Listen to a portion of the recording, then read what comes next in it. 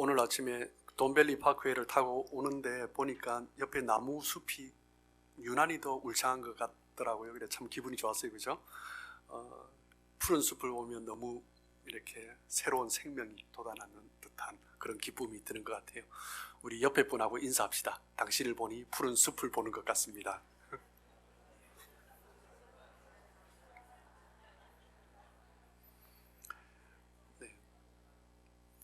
네, 성 어거스틴이 남긴 유명한 말 중에 또 그런 말이 있습니다. 이 세상에는 두 종류의 죄인이 있다. 첫 번째는 스스로 죄인이라고 생각하는 죄인이 있고, 두 번째는 스스로 의롭다라고 생각하는 죄인이 있다. 그런데 사실은 둘 다 죄인이다. 이 세상에 아무도 의인은 없고 죄인만 있을 뿐이다 라고 그렇게 말을 했습니다.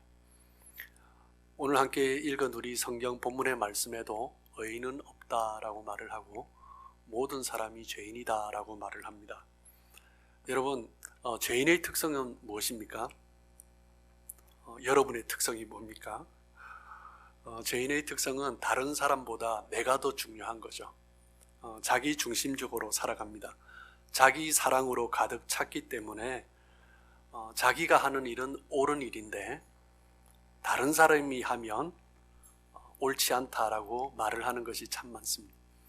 때로는 다른 사람이 한 것에 대해서 옳지 않다라고 말을 했는데 자기에게도 그런 모습이 보이면 또 자기를 옳다라고 합리화하는 거죠. 자기의 생각과 판단이 다 맞다라고 생각을 합니다. 인간의 죄의 본성은 다른 생각을 가진 사람과 함께 하는 것이 조금 불편한 것 같습니다. 이질감 때문에 함께 있고 함께 생활하는 것이 찜찜하고 불편한 것 같아요. 그래서 자기와 다르다 싶으면 그 사람을 슬쩍 밀어내 버리는 것이 인간의 모습인 것 같습니다. 그리고 우리는 누군가가 자기와 다른 말을 하면 틀렸다라고 말을 합니다. 그 의미는 무엇이냐면 나는 자신은 틀리지 않았다라는 거죠. 왜 이런 생각을 합니까? 사람들은 자기 자신을 옳은 자리에 앉혀놓고 사물을 보기 시작합니다. 자기 자신을 옳은 자리에 앉히고 옳은 기준을 가지고 항상 주변을 판단하는 거죠. 이처럼 인간들은 항상 자기 중심에서 판단을 하는 그런 편견을 가지고 있습니다. 여러분, 편견이라는 말의 뜻이 무엇입니까? 한쪽으로 치우쳤다라는 거죠. 그러면 한쪽으로 치우쳤는데 어디로 치우쳤느냐가 중요하죠. 그런데 편견에서 말을 하는 것은 자기 쪽으로 치우쳤다라는 것입니다. 자기가 원하는 쪽으로 치우쳤고 자기 생각으로 치우친 것이 인간의 편견입니다. 그래서 난 항상 옳고 다른 사람은 틀리다라고 말을 하죠. 그래서 함께 대화를 나누다 보면 사람들은 피해자는 있는데 가해자는 없는 것입니다. 다른 사람이 잘못했다라는 거죠. 이러한 편견이 신앙으로 자리를 잡으면 그것은 참으로 무서운 독선이 되는 것입니다. 편견 중에서 가장 무서운 것이 종교적인 편견, 종교적인 편향이다라고 할 수 있습니다. 자신이 옳다라고 생각하면 다른 사람의 말을 듣지 않습니다. 틀린 것도 인정하지 않습니다. 인정하면 자기가 부정당하기 때문에, 자기의 그룹이 부정당하기 때문에 상대방의 생각이, 상대방의 방식이 틀렸다라고 그렇게 말을 하는 거죠. 유대인은 민족적으로 종교적 편견이 강한 민족입니다. 종교적 편향성이 강한 거죠. 자신들 외에 모든 이방인들은 틀렸다라고 말을 합니다. 로마서에서 사도 바울은 그것을 말을 하고 있고, 또한 이방인들 뿐만 아니라 유대인들 자신들 안에서도 보면 참 많은 편견을 가지고 있었습니다. 예수님 당시에도 유대인들은 여러 분파가 나누어져 있었습니다. 바리새파, 사두개파, 에세나파, 열심당원, 또 여러 분파들, 나타났다 사라지는 수많은 분파들이 유대인들에게 있었습니다. 그렇기 때문에 유대인들은 예수님을 향하여서도 하나의 분파다라고 생각을 했습니다. 그렇기 때문에 예수님의 메시지를 듣지 않았죠. 자기들과 다르다라고 생각했기 때문입니다. 그래서 급기야 예수님을 죽이기까지 하는 것입니다. 자신들을 틀렸다라고 하기 때문에 예수님을 죽이는 거죠. 예수님께서 유대인들을 향하여 독사의 자식들아, 회칠한 무덤과 같은 자들아 라고 외쳤을 때 그 이야기를 들으며 기분 나빴기 때문에 듣기 싫으니 예수님을 죽인 것입니다. 요한복음 1장 5절에 보면 예수님께서 빛으로 오셨다라고 말을 합니다. 그런데 빛으로 오셨는데 그 어둠이 얼마나 칠흑 같았는지 그 빛도 발견을 하지 못하는 것입니다. 어떻게 보면 정확히 말을 하면 빛이 있었음에도 불구하고 그 빛을 보기 싫어했을 것입니다. 오늘 로마서 3장에서는 어둠 가운데 있는 그 인간의 상태에 대해서 진단을 하고 있습니다. 크게 두 가지로 진단을 하고 있는데 여러분 로마서의 주제가 뭐죠? 로마서 1장 17절입니다. 우리 로마서 1장 17절 말씀 우리 같이 한번 읽어볼까요? 자, 시작. 복음에는 하나님의 의가 나타나서 믿음으로 믿음에 이르게 하나니 기록된 바 오직 의인은 믿음으로 말미암아 살리라 한과 같으니라. 오직 의인은 믿음으로 말미암아 살리라. 사도 바울은 복음이 무엇인지 우리가 어떻게 의인이 될 수 있는지 그것을 선포하고 난 다음부터 로마서 1장 18절에서 오늘 본문 로마서 3장 20절까지 이방인과 유대인, 율법을 가진 자와 율법을 가지지 않은 자 모든 사람들이 죄인이다라고 말을 하고 있습니다. 오늘 로마서 3장에서 언급하는 사도 바울이 언급하고 있는 첫 번째 인간의 상태는 어떤 상태입니까? 바로 인간 모두가 죄인이다라는 것입니다. 죄 아래 있다라고 하는 거죠. 로마서 3장 9절 말씀을 보시면 그러면 어떠하냐? 우리는 나으냐? 결코 아니라 유대인이나 헬라인이나 다 죄 아래 있다고 우리가 이미 선언하였느니라. 바로 먼저 이방인의 죄를 지적을 합니다. 그런 다음에 유대인의 죄를 지적하고 그 이후에 인류 전체의 죄에 대해서 지적을 하고 있습니다. 이방인이나 유대인이나 지금 우리까지도 모든 인류가 죄에 대해서는 구별이 없다라는 거죠. 모든 사람이 죄인이다라는 것입니다. 그러면서 사도 바울이 질문을 합니다. 그러면 어떠하냐? 우리는 나으냐? 두 가지 질문을 던지죠. 그러면서 단호하게 사도 바울이 대답합니다. 결코 아니라 모두 다 죄 아래 있다라고 말을 합니다.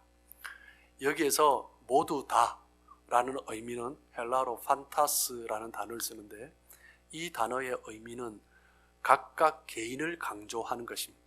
즉 우리 한 사람 한 사람이 이 땅에 있는 인류 모든 사람들 중에 우리 한 사람 한 사람이 다 죄인이다라는 것입니다. 사도 바울은 자기 자신을 포함해서 바울과 자기 자신 실라와 디모데 이 편지를 쓰고 있는 자기 자신들 그 그룹과 유대인 모든 사람들을 향하여서 어떤 사람들도 먼저 율법을 받았다고 할지라도 죄에 대해서는 어떤 사람보다 더 낫지 않다라고 말을 하고 있는 거죠. 어떤 사람도 예외 없이 죄 아래, 죄의 세력 아래, 죄의 지배권 아래, 죄의 통치 아래 철저하게 종노릇하고 있다라고 사도 바울은 강조하고 있는 것입니다.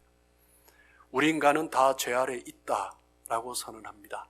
한 사람도 예외가 없는 거죠. 우리는 결코 나으냐? 아니라 어떤 사람도 사람들이 존경하는 그 사람이라 할지라도 모두가 죄 아래 있다라고 이야기를 합니다. 로마서 3장에서 중요한 것은 무엇이냐면 오늘 9절의 말씀에서 죄의 특징에서 중요한 것을 말을 하고 있습니다. 그것은 무엇이냐면 죄는 지배한다라는 것입니다. 우리를 죄 아래 두는 것입니다. 사람들을 그 아래 두고 통치하려고 하는 것입니다. 죄의 목표는 사람들을 지배하는 것입니다.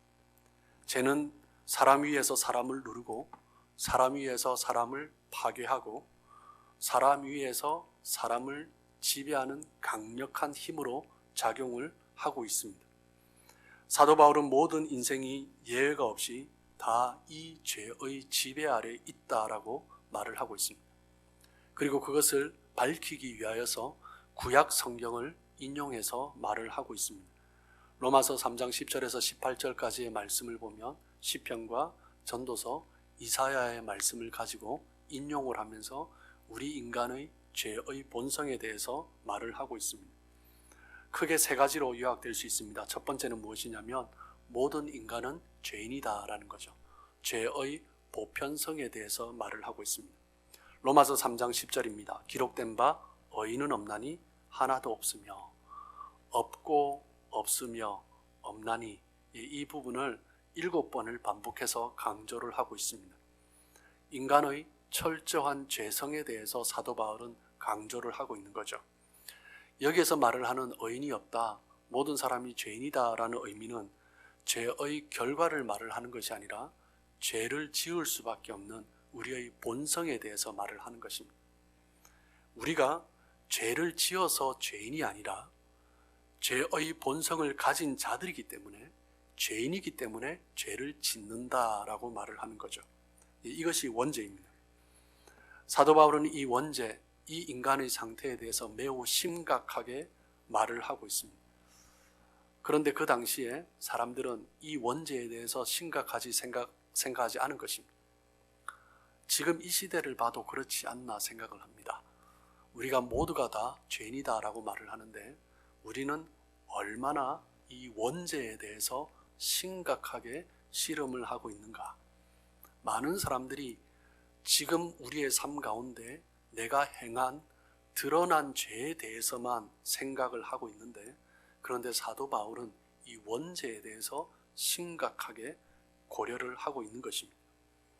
인간의 이 죄성은 한 사람도 예외 없이 그 사람의 혈통이나 국적이나 그 사람의 인종이나 그 사람의 성별이나 나이에 관계없이 모든 사람들이 함께 이 죄성에 대해서는 적용이 되는 것입니다. 자기 자신이 죄인이라고 얼마나 뼈저리게 느끼고 있는가, 자신의 죄성에 대해서 뼈저리게 느끼고 있는 사람이 과연 얼마나 될까. 많은 사람들이 자기 스스로 조금 나은 행동을 하면 스스로 의롭다라고 생각을 합니다. 조금 의롭다고 느껴지는 것은 다른 사람들과 비교하면서 다른 사람들보다 조금 낫다라는 상대적 평가를 하는 거죠. 그런데 사도 바울이 지금 말을 하고 있는 것은 상대적 평가가 아닙니다. 절대적인 평가입니다. 하나님 앞에서 그 어떤 사람도 의로울 수가 없다라는 거죠. 사람들이 보기에는 조금 더 의로워 보이는 사람이 있다 할지라도 하나님 앞에서는 죽을 수밖에 없는 참혹한 더러운 죄인이다라는 것을 말을 하는 것입니다. 이 의의 개념은 절대적인 개념입니다. 말씀을 잘 읽고 있다고, 말씀을 잘 안다고, 예배를 열심히 드리고 있다고, 요즘 내가 신앙생활에서 최선을 다하고 있기 때문에 의롭다, 요즘 내가 좀 의롭다 라고 생각하는 것은 교만인 거죠. 비교적 다른 사람들보다 잘하고 있다 라고 생각하는 것도 위험할 수 있는 생각입니다. 하나님 앞에서 최선을 다하고서도 여전히 우리는 부족함을 고백해야 되는 죄인이다라는 것입니다. 어떤 청년이 예수님을 찾아왔습니다. 랍비, 어떻게 하여야 영생을 얻을 수 있습니까? 저는 어려서부터 모든 율법을 계명을 다 지켰습니다. 그때 예수님이 말씀하셨습니다. 내게 한 가지 부족한 것이 있다. 가서 내 소유를 팔아 가난한 자들에게 나누어 주고 나를 따르라 라고 말씀하셨습니다. 그때 그 청년은 근심하면서 떠나갑니다. 다 잘 지켰다 할지라도, 내가 열심히 다른 모든 것에서 다른 사람들보다 뛰어나게 신실하게 살아왔다 할지라도 한 가지 부족하면 죄인인 것입니다. 그러나 많은 성도들이 이 사실을 간과하고 살아가는 것 같습니다. 그렇기 때문에 사도 바울은 결코 아니라, 의인은 없나니 하나도 없다, 우리 모두는 죄인이다 라고 말을 하고 있는 것입니다. 두 번째, 우리 인간의 죄의 모습은 어떤 것입니까? 하나님을 떠난 것입니다. 3장 11절 말씀입니다. 깨닫는 자도 없고 하나님을 찾는 자도 없고 죄의 본성은 하나님을 떠납니다. 하나님이 임하셔도 하나님을 깨닫지를 못하는 것입니다. 죄인이라고 하는 것은 도덕적 행위에 따른 잘못을 했기 때문에 죄인이다라고 말을 하는 것이 아니라 창조주 대신 하나님을 찾지 않은 것, 그것이 바로 죄다라는 것입니다. 여러분, 죄라는 단어 헬라어로 뭔지 많이들 아시죠? 하마르티아라는 단어를 씁니다. 헬라어의 죄에 관한 여러 가지 단어가 있는데 그중 성경에서 말을 하는 단어는 하마르티아입니다. 하마르티아의 뜻은 무엇이냐면 관역을 빗나가다라는 뜻이 있습니다. 그 의미는 무엇이냐면 그 당시에 경기장에서 활을 쏠 때 관역을 향해서 쏘아야 되는데 관역에 못 미치거나 관역을 벗어나면 하마르티아, 죄다라는 것입니다. 즉 하나님께서 우리를 향하여서 원하시는 주어진 목표가 있는데 그 목표와 관계없는 삶을 산다면 도덕적이든지 아니든지 관계없이 그 목표에 못 미치는 삶을 살고 있다면 죄다라고 성경은 말을 하고 있다는 거죠. 그리고 이 하마르티아라는 단어에는 분배를 받지 못한다라는 뜻이 있습니다. 그 당시에 활을 쏠 때 관역에 맞춘 사람은 상급을 받았습니다. 상을 받은 거죠. 그런데 활을 쏘았는데 그 목표에 미치지 못하면 그 상급, 예비된 상을 받지 못하는 것입니다. 우리 인생이 그렇습니다. 인간의 죄는 하나님이 요구하시는 그 관역에 미치지 못하거나 빗나감으로 하나님께서 우리에게 예비하신 생명, 그 구원의 상급을 분배받지 못하는 것입니다. 그리고 세 번째, 탈선이라는 의미가 있습니다. 여러분, 기차가 레일 위를 달려야 됩니다. 그런데 옆에 길이 더 넓어 보여요. 더 좋은 곳으로 갈 수 있는 길처럼 보입니다. 그렇다고 기차가 탈선을 해서는 되겠습니까? 아니요, 그러면 안 되죠. 이 기차가 가고 있는 길이 보니 내가 원하는 길이 아니에요. 내가 다른 길을 가고 싶어요. 그렇다고 기차가 탈선해야 되겠습니까? 기차는 레일을 벗어나는 순간, 탈선하는 순간 전복되는 것입니다. 우리 인간도 마찬가지입니다. 하나님의 말씀대로 살지 않고 제 멋대로 살다 보면 탈선해버리고 우리의 인생이 전복되어 버리는 거죠. 로마서 3장 18절 말씀을 보시면 그들의 눈앞에 하나님을 두려워함이 없느니라 한가 같으니라 라고 말을 하고 있습니다. 죄인은 하나님을 두려워하지 않는 인생을 말을 하고 있습니다. 두려움 없이 살아갑니다. 하나님이 예비하신 길과 우리 인생을 향하신 하나님의 계획과 관계없이 상관없이 벗어나서 살아가는 것입니다. 인간은 왕 대신 하나님을 찾지 않고 스스로 왕자에 앉아서 자신이 원하는 대로 자신이 원하는 길로 살아가려고 하는 죄의 본성을 가지고 있는 것입니다. 그리고 세 번째, 우리 인간의 이 죄는 멸망으로 이끌어가는 것입니다. 로마서 3장 12절 말씀입니다. 다 치우쳐 함께 무익하게 되고 선을 행하는 자는 없나니 하나도 없도다. 여러분, 사도 바울은 선을 행하는 자가 하나도 없다라고 말을 하고 있습니다. 여러분 주변에 정말 선을 행하는 사람이 한 사람도 없습니까? 뉴스에 봐도 어떤 사람이 선을 행했다라는 소식을 듣습니다. 선을 행하고자 노력하는 사람들이 많이 있습니다. 그럼에도 불구하고 왜 사도 바울은 선을 행하는 자가 하나도 없다, 없나니 하나도 없다, 이렇게 강조해서 말을 하고 있습니까? 여기에서 말을 하는 선은 하나님 앞에의 선, 즉 인간의 불순한 동기가 조금도 섞여지지 않는 그 선이어야 하기 때문입니다. 사람들의 선행을 보면, 사람들의 자선을 보면 많은 사람들 가운데 불순한 동기가 가득하다라는 것을 알 수가 있습니다. 어떤 사람은 선을 행하면서 자신의 이름을 드러냅니다. 어떤 사람은 선을 행하면서 자신을 만족합니다. 어떤 사람은 선을 행하면서 선을 행하지 않는 사람을 얕잡아 보기도 합니다. 이것은 인간의 심성, 그 타락한 죄의 본성을 보여주는 거죠. 선을 행하면서 자선을 하면서 자기를 드러내고 자기의 죄성을 드러내는 것입니다. 인간이 아무리 스스로 선을 행하려고 할지라도 하나님을 떠난 인간은 선을 이룰 수가 없다라는 것입니다. 인간의 그 죄의 모습에 대해서 로마서 3장 13절, 14절에 또한 말씀을 하고 있습니다. 우리 두 절의 말씀 같이 한 목소리로 읽겠습니다. 자, 시작. 그들의 목구멍은 열린 무덤이요 그 혀로는 속임을 일삼으며 그 입술에는 독사의 독이 있고 그 입에는 저주와 악독이 가득하고. 시편 5편과 140편 시편의 말씀을 인용해서 사도 바울은 선포를 하고 있습니다. 시편 5편 9절에 말을 하고 있는 그들의 목구멍은 열린 무덤이다. 이 의미가 무엇입니까?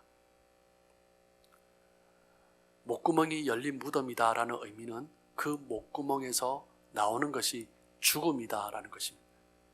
인간이 목에서 토해내는 것이 죽음이다 라는 거죠.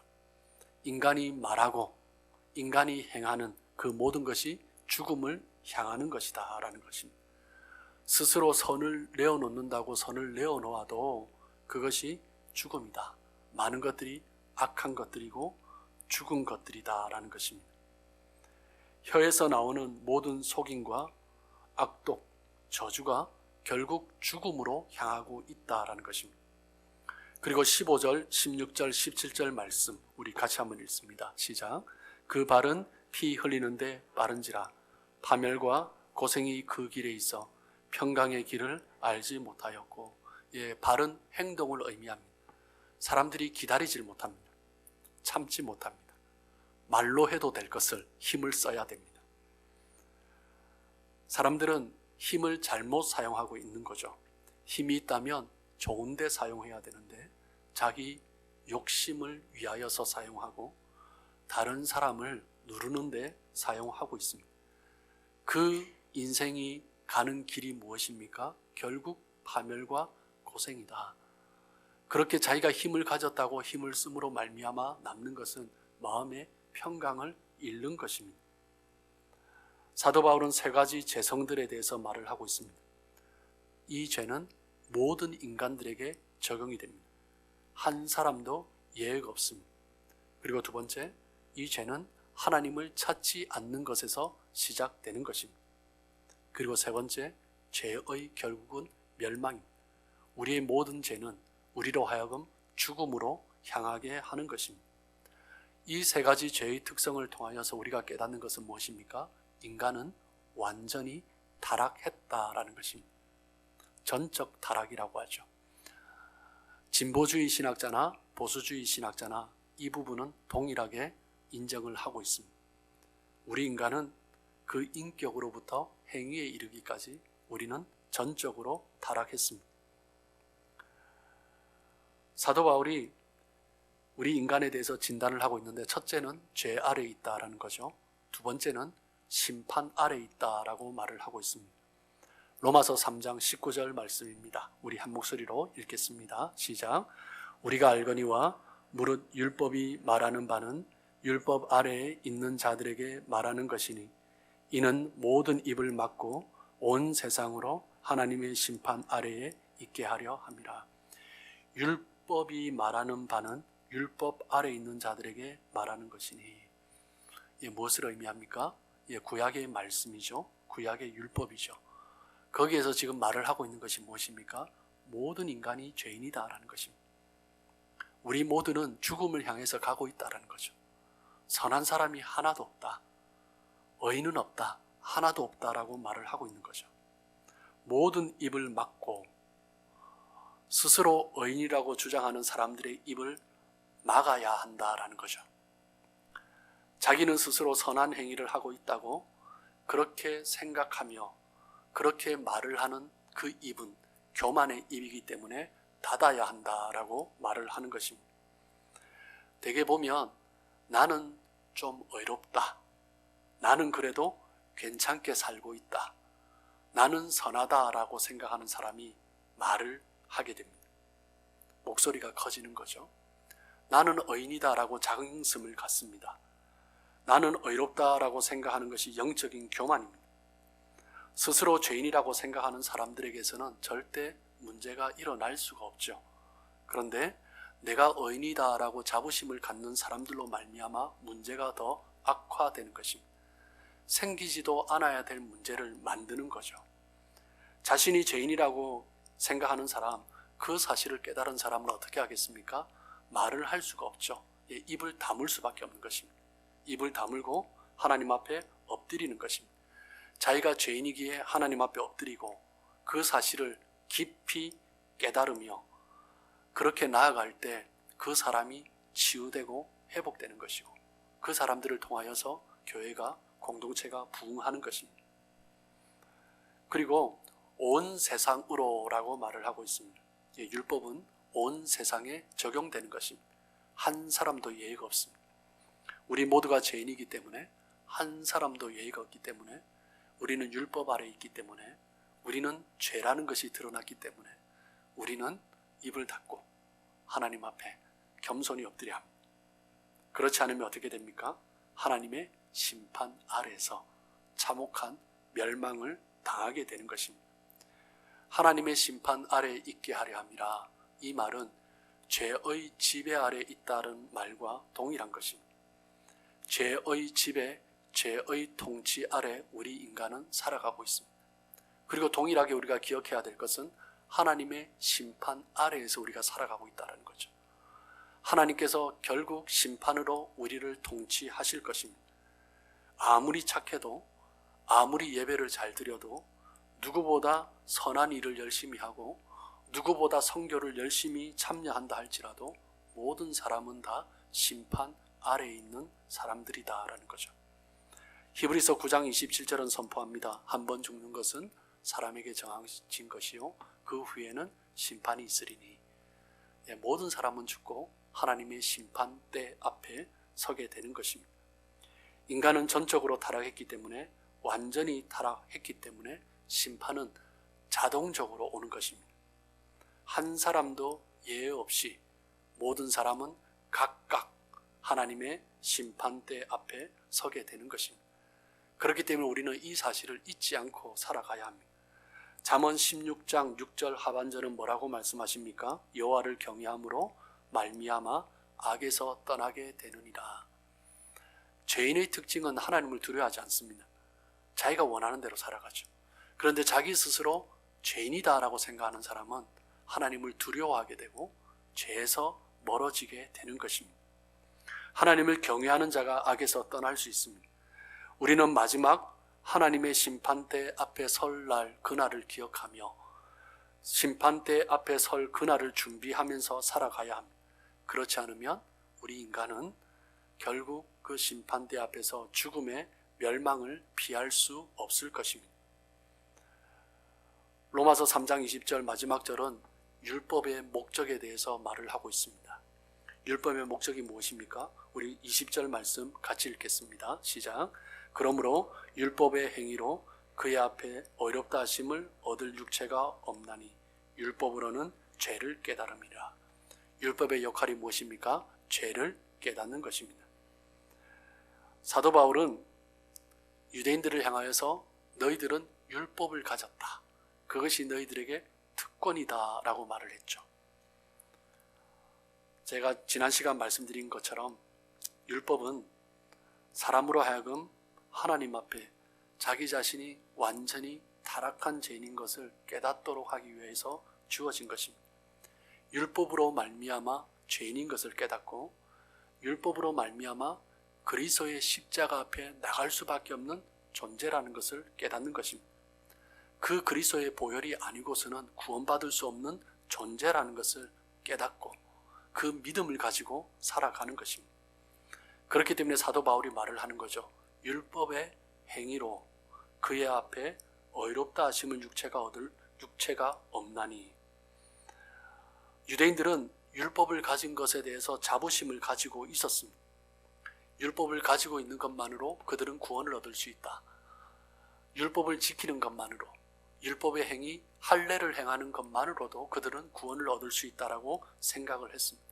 그런데 사도 바울은 그 율법으로 말미암아 너희가 심판을 받게 될 것이다. 너희가 심판 아래 있다라고 말을 하는 거죠. 율법은 율법의 행위로 결코 그의 앞에 의롭다 하심을 얻을 육체가 없다라는 것을, 그 사실을 깨닫게 하기 위해서 주어진 것입니다. 인간 스스로 율법을 지킴으로 스스로 선을 이루면서 살아갈 수 없다라는 것을 보여주기 위해서 율법이 주어진 것입니다. 율법을 지키려고 하면 할수록 율법을 지키는 것이 불가능하다라는 것을 깨닫도록 주어진 것입니다. 구약의 율법뿐만 아니라 신약의 율법도 마찬가지입니다. 예수님이 주신 하나님을 목숨을 다해 이웃을 내 몸같이 사랑하는 것, 정말 그것이 쉽지 않다라는 것을 깨달으며 자기 자신이 죄인인 것을 그렇게 참혹하게 알아가는 것입니다. 하나님의 말씀을 받았다라는 것은 자신의 얼굴을 거울에 비추는 것과 같습니다. 거울을 가진 것이 축복이죠. 율법을 가진 것이 축복입니다. 거울을 봄으로 말미암아 내 얼굴에 흠이 있다면 고칠 수가 있는 것입니다. 그런데 거울이 없다면, 율법이 없다면 내가 얼마나 더러운지도 모르고 그냥 고개를 들고 살아가는 거죠. 거울이 있기 때문에 흠을 고칠 수가 있는 것입니다. 그런데 그 흠이 너무 커서 고치지 못할 때가 있습니다. 그러면 어떻게 합니까? 조심해서 살아가는 거죠. 겸손히 살아가는 것입니다. 어떤 노력도, 어떤 선행도, 어떤 율법의 행위로 결코 하나님의 심판대 앞에서 의롭다 하심을 얻을 육체가 없기 때문에 우리는 더욱 십자가의 은혜를 붙들고 보혈의 능력을 붙들며 살아갈 수밖에 없는 존재들인 것입니다. 여러분, 두 가지를 꼭 기억하십시오. 오늘 본문에서 말을 하고 있는, 우리는 다 죄 아래 있습니다. 그리고 우리는 다 하나님의 심판 아래 있습니다. 성 어거스틴은 그의 참회록에서 이렇게 고백합니다. 내가 의로우려고 했더니 더 큰 죄에 빠졌고, 내가 좀 더 선하게 살려고 했더니 더 깊은 죄에 빠졌다 라고 고백을 하고 있습니다. 여러분, 죄는 쇠사슬과 같습니다. 우리는 살아가면 살아갈수록 죄의 사슬에 매이는 것입니다. 아무리 힘센 장사라도 쇠사슬로 묶어놓으면 꼼짝을 할 수가 없습니다. 우리는 구약의 삼손을 통해서 우리는 그 사실을 잘 알고 있습니다. 죄가 있으면 자유할 수 없고 평강을 누릴 수가 없는 것입니다. 자유와 평화를 얻으려면 먼저 죄의 구속에서 벗어나야 합니다. 인간의 원죄인 죄의 뿌리는 영원히 인간과 함께하는 것입니다.